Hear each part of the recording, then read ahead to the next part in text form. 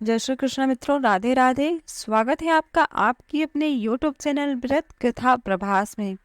कार्तिक मास का हमारे शास्त्रों में अत्यंत महत्व बताया गया है। हमारे शास्त्रों के अनुसार कार्तिक मास में किए गए थोड़े से दान पुण्य सत्कर्म हमें 1000 गुना फल देने वाले होते हैं। अर्थात इस मास में आप थोड़ा सा परिश्रम करके आप भगवान श्री हरि विष्णु और माँ लक्ष्मी की कृपा प्राप्त कर सकते हैं। तो ऐसे में आइए जानते हैं कि इस बार कार्तिक मास का आरंभ कब होगा, समापन कब होगा।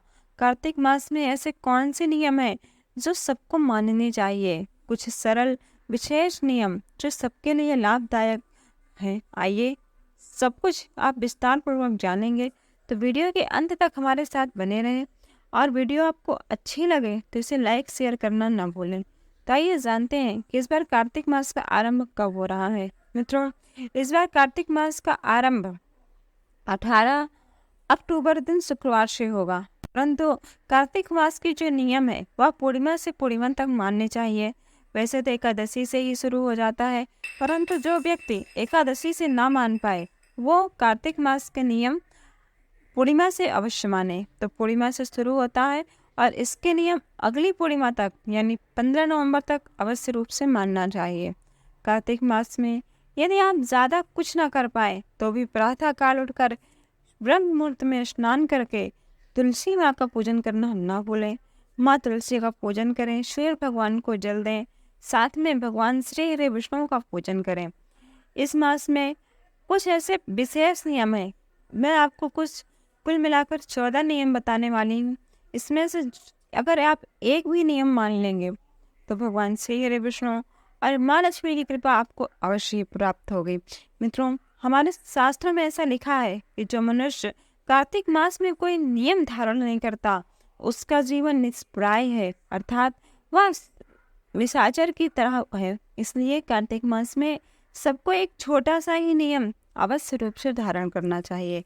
तो आइए जानते हैं पहला नियम। कार्तिक मास में जल में तिल मिलाकर स्नान करना। यदि आप कार्तिक मास में जल में काला तिल मिलाकर स्नान करते हैं तो इससे भगवान श्री हरि विष्णु के साथ साथ माँ लक्ष्मी की कृपा भी आपको प्राप्त होती है और आपके घर में धन धान्य और वैभव का भंडार भरता है। पहला नियम ये है। दूसरा नियम यह है कि आप प्रातः काल ब्रह्म मुहूर्त में स्नान करें, अर्थात सूर्योदय से पहले स्नान करें। यदि आप सुबह 3 से 4 के बीच में स्नान नहीं कर पाते, मान लीजिए आप 4 से 6 के बीच में भी स्नान नहीं कर पाते, तो भी अवश्य रूप से 8 बजे तक दिन में आपको स्नान अवश्य रूप से कर लेना है, क्योंकि कार्तिक मास में 8 बजे तक जल में देवताओं का वास होता है। यदि जो मनुष्य 8 बजे तक स्नान नहीं करता उसे देवताओं के द्वारा श्राप मिलता है। इस कारण मनुष्य को कार्तिक मास में दिन के 8 बजे तक विशेष रूप से स्नान कर लेना चाहिए।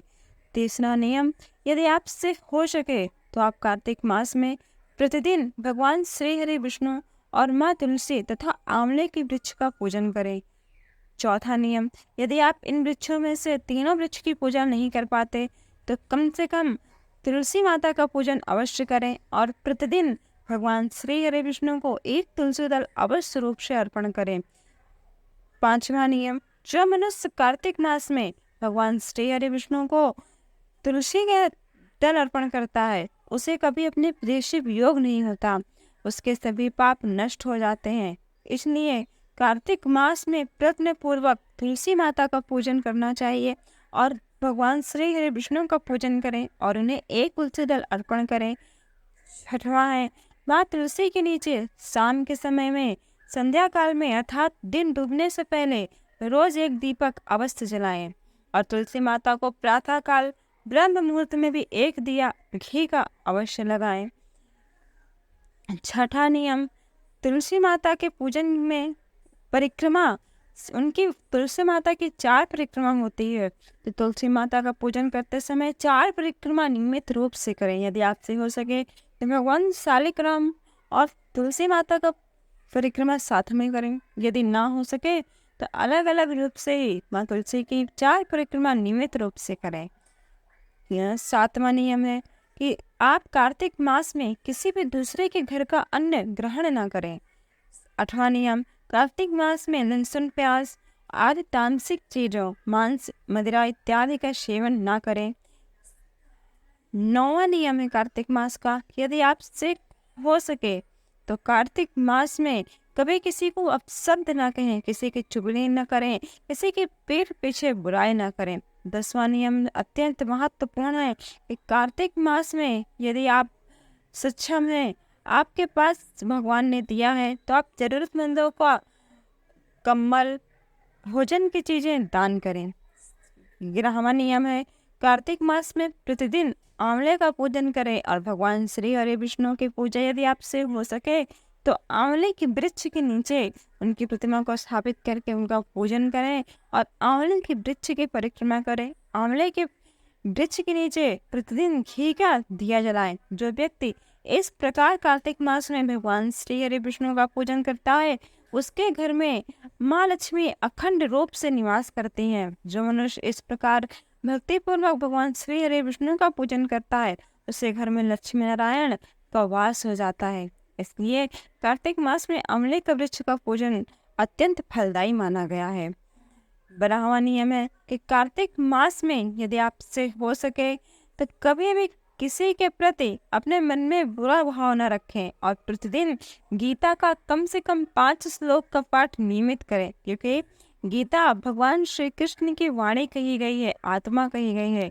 इसलिए कार्तिक मास में यदि आप गीता के 5 श्लोक का भी पाठ करते हैं तो इसका 1000 गुना फल आपको प्राप्त होगा। तो अर्थात यदि आप 5 श्लोक का पाठ करेंगे तो 5000 श्लोक के बराबर आपको पुण्य फल की प्राप्ति होगी।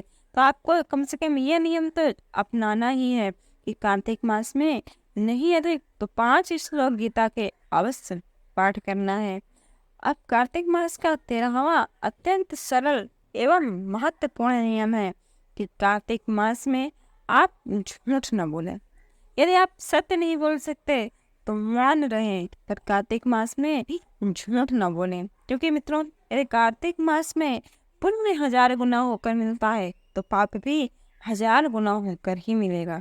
इस कारण आपसे जितना हो सके उतना पाप कर्म करने से बचें। कम बोलें, झूठ न बोलें, अपने से बड़ों का सम्मान करें और जितना हो सके मौन रहें।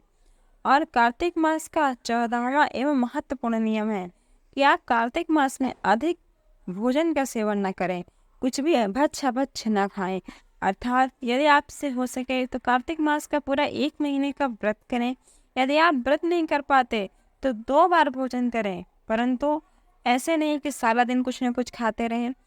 अपने मन को, इंद्रियों को संयमित करके कार्तिक मास में भोजन करें और शुद्ध सात्विक भोजन करें और जो भी खाएं उसको पहले भगवान श्री हरि विष्णु को समर्पित करें।